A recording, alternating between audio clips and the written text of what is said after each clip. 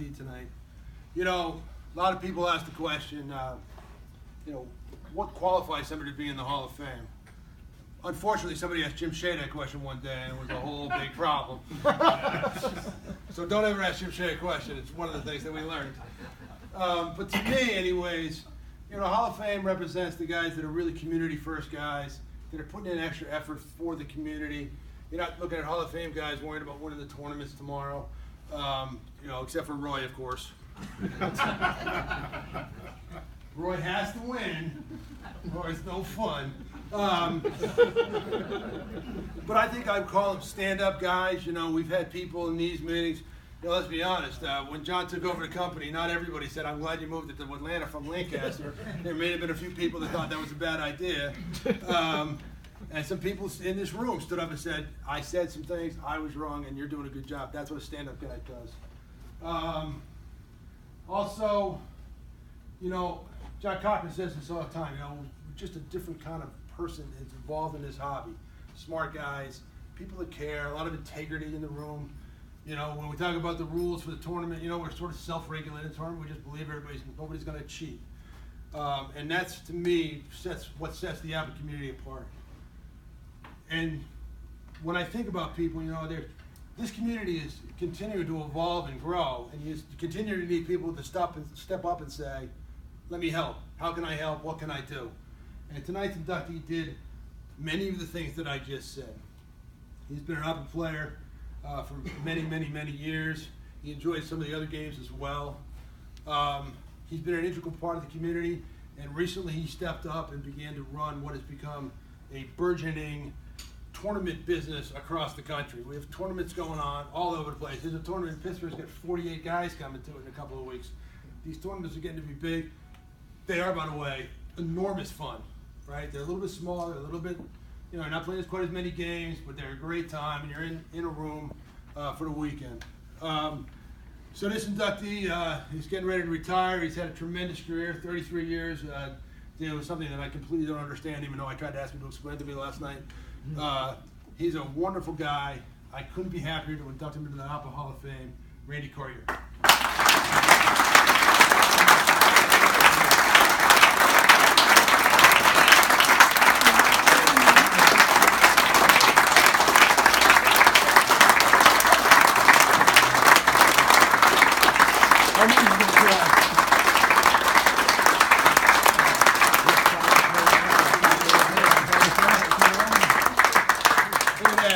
Say something. You make me cry. Of course, I knew we would.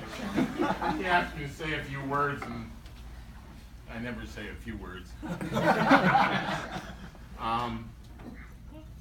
About a year ago at this point, John had given me a call along with some other people, and they were looking for somebody to try to help promote and foster the growth of regional tournaments.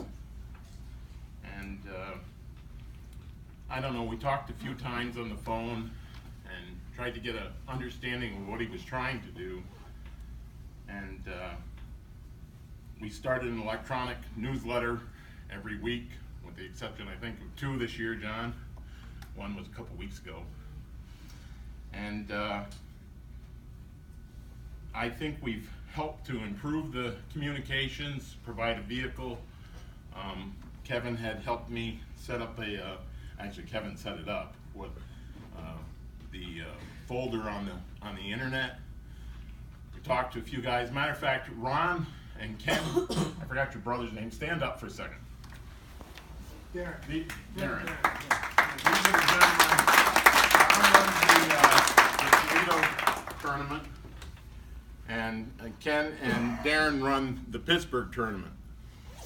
So along with them, and their tournaments are very, very large. How big is yours this year, Ken and Darren? It's about, what, 46? 44 players, 46. And Ron, yours is? I was about 26 last year. I hope to have more this year.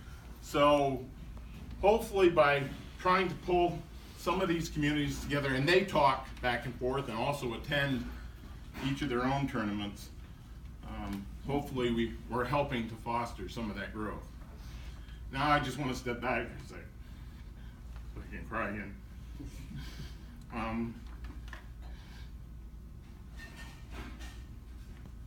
this game has been part of my life since I've been 10 years old.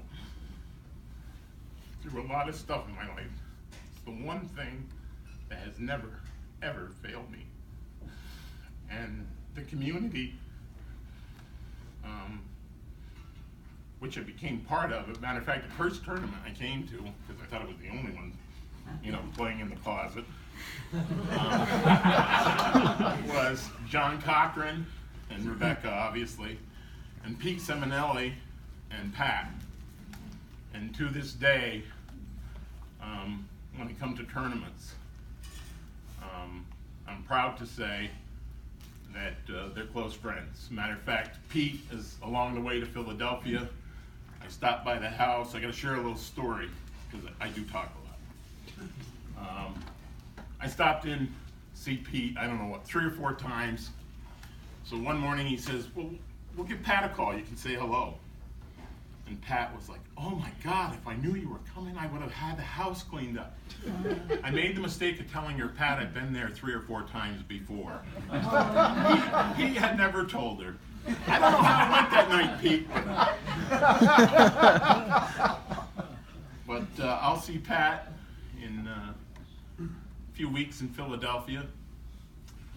And, you know, those 4 people were the people when I walked through the door who shook my hand, as have many of you, but they were the first group that I ran across.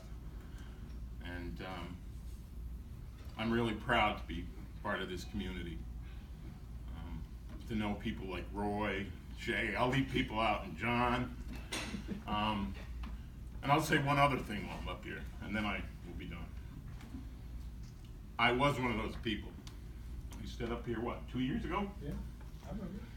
I was one of those people that when John took over, maybe there was a communication I shouldn't have had.